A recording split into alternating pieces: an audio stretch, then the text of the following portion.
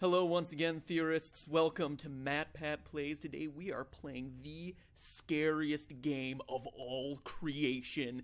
Probably never heard of it. It's called Five Nights at Freddy's. Here we go. What's this? It's a camera. The camera came up. Oh, was that a bunny? Was that a bunny? I think it was a bunny. Oh my gosh. I am so scared right now. Oh god! Oh. It was only the fan. It's only the fan. Only a fan.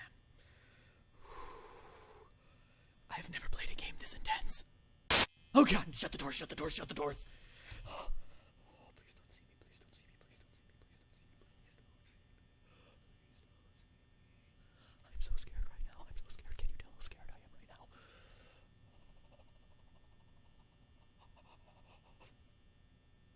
Okay, we're good. Oh! God! Just the fan. Just the fan. I don't know about you, but every time the camera makes the sound to come up, I pee a little bit in my pants. What? That's it? That's it? It's a jump scare? It's a little bunny rabbit jump scare. Really? Really? Alright. I mean, oh god, it's so terrifying. Oh, there's the bunny rabbit, shut my door.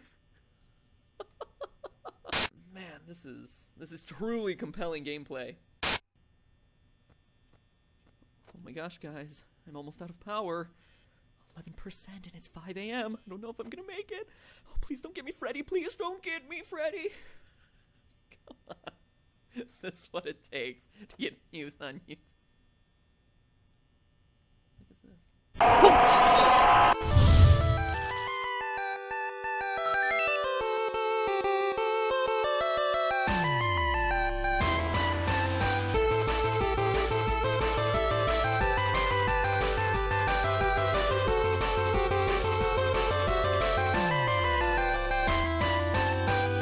Hello, Internet! Welcome to Game Theory, where fear is our middle name. Matthew Fear Patrick. It's a very strange name. Okay, I'll admit it, I didn't give Five Nights at Freddy's enough credit when it first came out. A few jump scares from creatures that, aren't that scary. People overreacting to it on YouTube. Meh, pass. But then, when I asked you about it, you showed overwhelming support for an episode on the game on Twitter, so I began to dig a little deeper.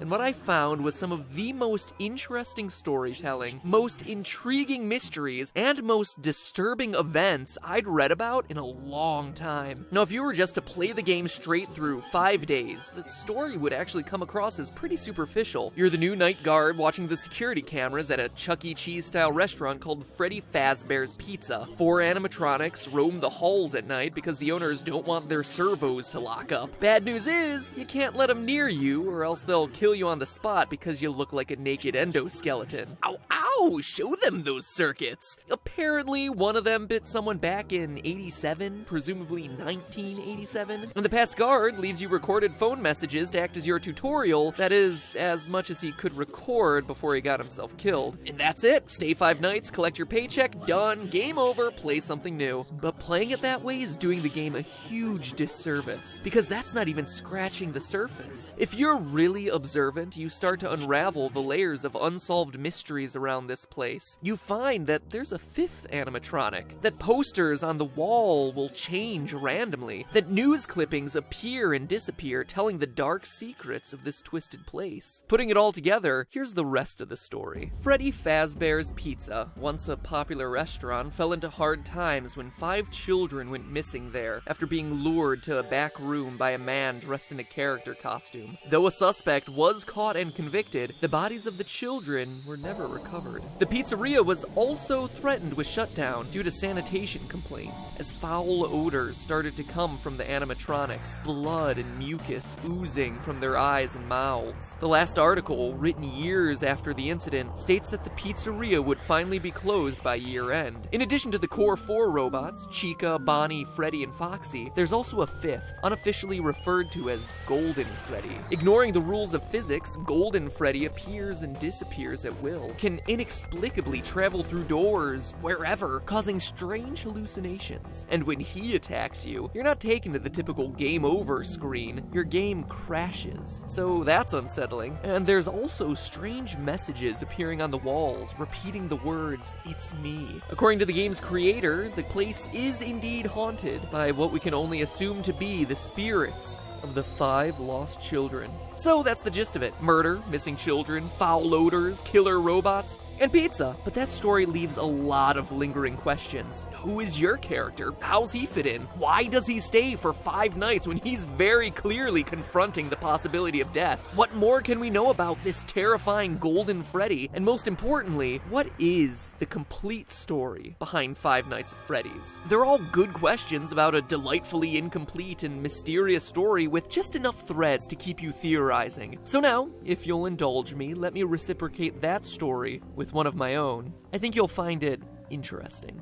December 1993, Aurora, Colorado. 10 p.m. Tuesday night at a local Chuck E. Cheese. After a family birthday party runs long, manager Margaret Kohlberg and teenage employees Sylvia Crowell, Ben Grant, Colleen O'Connor, and Bobby Stevens are forced to stay late to close up shop. But as Margaret tallies receipts in the back, Bobby scrubs down the kitchen, and the other 3 work outside in the main arcade. Unknown to any of the 5, there's actually a 6th person locked in the building with them, waiting silently in the darkened restrooms. A 19-year-old named Nathan Dunlap. Earlier that year, Nathan had begun working there as a cook, dough master, before getting fired in July after a disagreement over his hours. Now, 5 months later, he was back.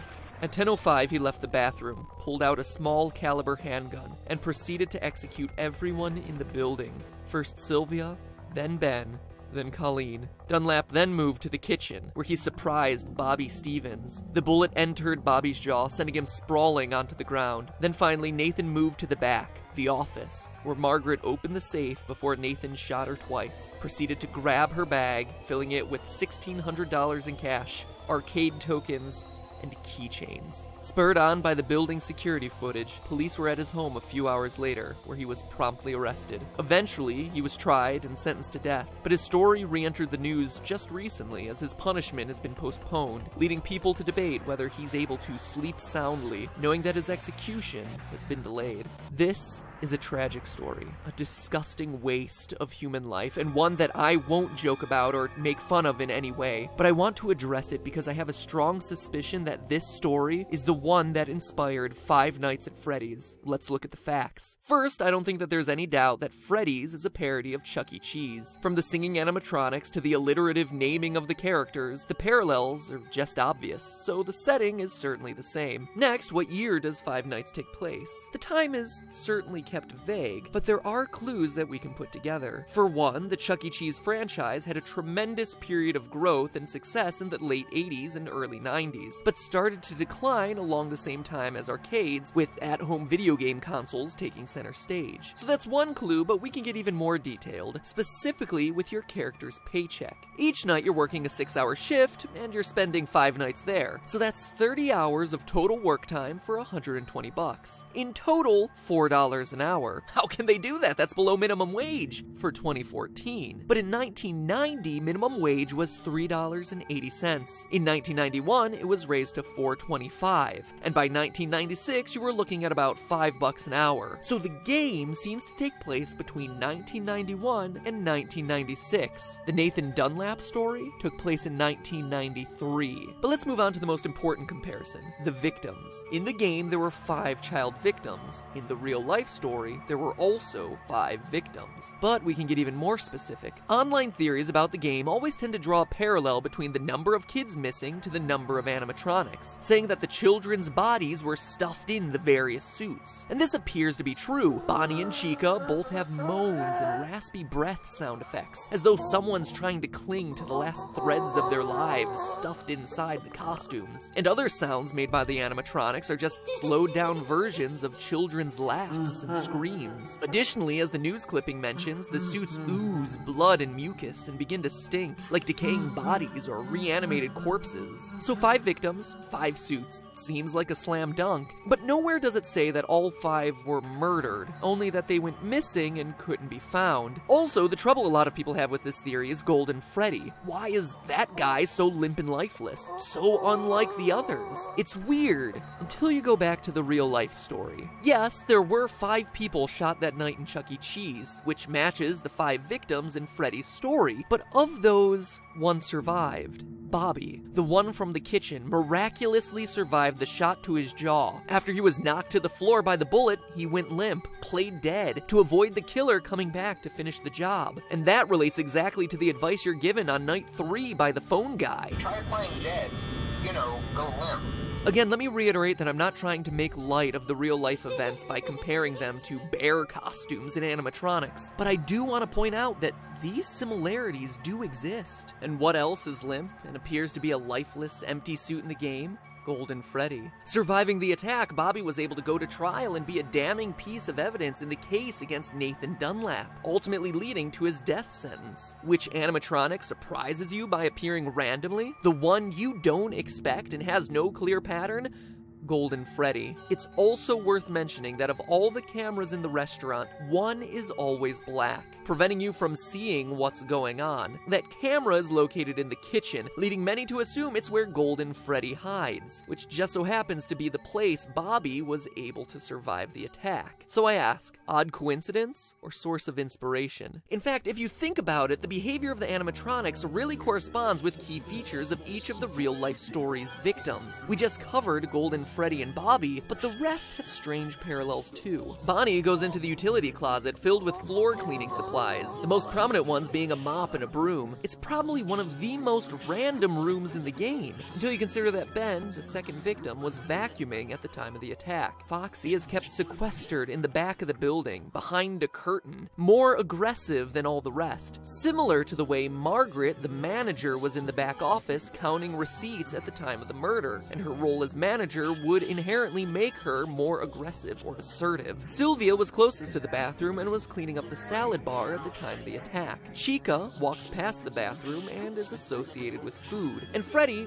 well, he doesn't have that strong of a parallel with Colleen, but he does appear in the girls' restroom. Odd for what we would assume to be a male animatronic. Maybe it's a reference to Colleen being a girl, or a nod to Nathan's plan of hiding in the bathroom until he was ready to attack. Alright, after doing all the research, reading every fan theory in existence, and putting all the clues together, what can this mean for the story of the game? I think the game is an allegory for that night back in 1993. Here's my final interpretation. You, Mike Schmidt, are the murderer, former employee of Freddy's Pizzeria. Like Nathan in the real story, you were fired for the reasons stated in the Day 7 pink slip: tampering with the animatronics, being unprofessional, odor. Maybe it was your tampering with the robots that caused the infamous bite of 87. Regardless, like Nathan, you were mad and wanted to get even. So you lured children to the back using a costume, killed them, stuffed their bodies into the animatronic suits, hoping to get the place shut down, then left. Notice that the newspaper clippings never say it's an employee of the company luring the children away, but we know it must have been someone with access and knowledge of the employees-only section of the building. And as the newspaper clippings clearly show, just like Nathan, you were caught almost immediately, captured on the security footage. You were arrested, tried, and convicted, forced now to live on death row. The Freddy's Pizzeria you work in now are just the nightmares that haunt you, taunting you every night with the phrase, "It's me, it's me."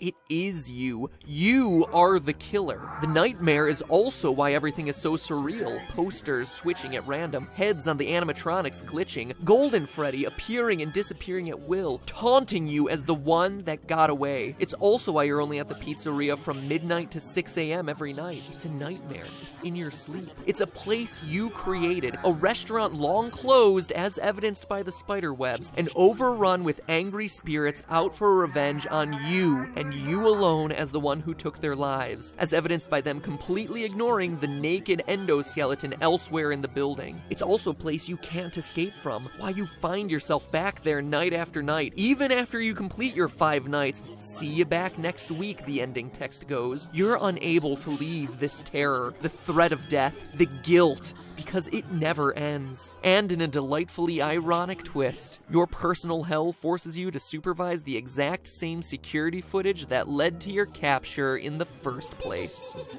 But hey, that's just a theory. A game theory.